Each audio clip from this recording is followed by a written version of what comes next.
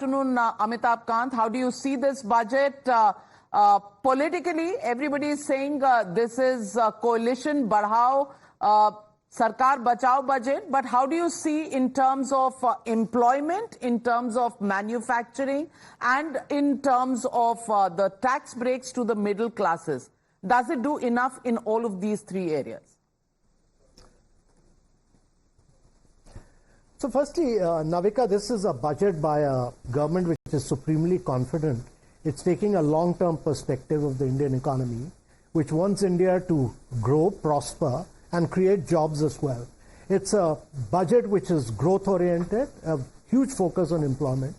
And I think by laying emphasis on urbanization, by laying emphasis on innovation, by laying emphasis on MSMEs, and by laying a huge emphasis, to my mind, on enhancing productivity in the economy.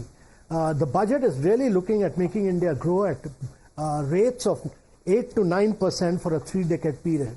So the budget goes actually much beyond the economic survey perspective of growing at 6.5 to 7%. And I think it's an ambitious budget, but huge focus on growth creation. You know, giving 1 month's salary to people who are getting employed for the first time, or bringing benefit to people in the manufacturing sector, or giving benefit to those the employers who are employing for 3,000 rupees for a period of 2 years. These are all very path-breaking measures, plus bringing out a new centrally sponsored scheme for skill development. I think these will have long-term implications for the economy in terms of growth with jobs. And I think the focus on urbanization really is to say that we believe in good quality jobs. So urbanization and the focus on 100 cities with industrial parks and 12 industrial parks to be launched straight away means that you'll drive manufacturing, which will have a linkage with urbanization. So all this and transit-oriented development. So you'll drive a new kind of urbanization, new cities in India as well. These are all path-breaking measures. But I think a couple of great measures. One is to do away with angel tax. And the other is that you've kept a great amount of financial discipline in this, to say that you'll keep the fiscal deficit at 4.9%, bring it down to 4.5%, and have a glide path. And therefore, your macroeconomy perspective brings in a huge amount of financial discipline. So all credit to the finance minister for this. I want to ask you, as far as reforms are concerned, whether they are in the area of the agriculture sector or they are in the area of our public sector undertakings, not much progress being made there. Is that a worrying factor for you? Because if we are talking of doubling up our growth in order to become a developed economy, to reach number 3 in the world, a much faster pace of growth and growth in per capita income is required. Are we headed towards that with an incremental change that's been suggested? Yeah. No, this is not incremental at all. Let me be very clear. When you are talking about this keeping your capex spend as a percentage of GDP and increasing it from the interim budget even higher, from 10 to 11 lakh crores, and saying that the government, despite bringing down the fiscal deficit, will keep the budget, the public sector spend, capex spend at 3.4%. The government has been doing it for the last 4 years, and the private sector investment has now started kicking in.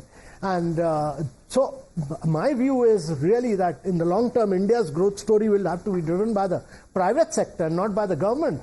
The government will have to act as a facilitator and catalyst. And what you're seeing now in the Indian economy as a consequence of what the government has done in the last 2-3 years is that the private sector has started investing.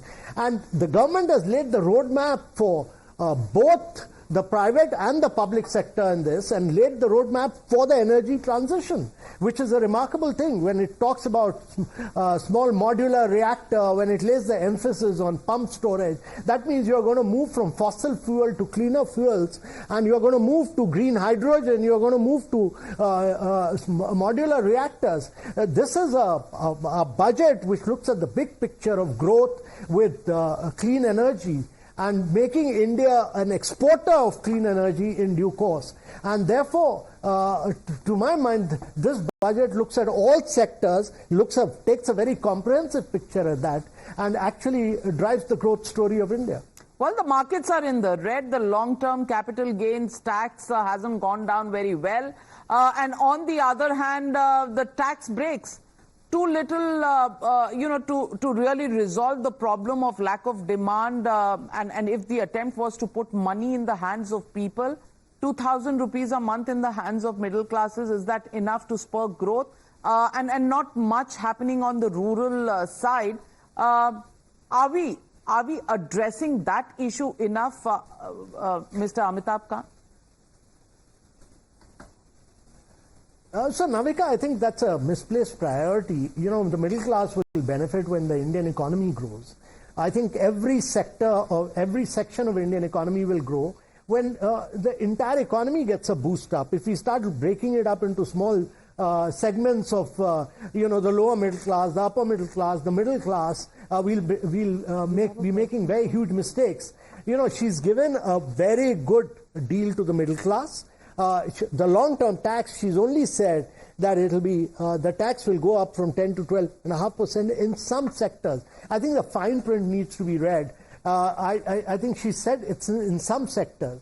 And the short-term tax in 20% in some sectors. So what are those some sectors? I'll have a look and tell you. But to my mind, this is a budget which will drive growth, which will drive FDI, which will drive domestic capital flows, which will drive new generation technologies, which will drive the startup movement of India. So those are very remarkable features of this budget. Well,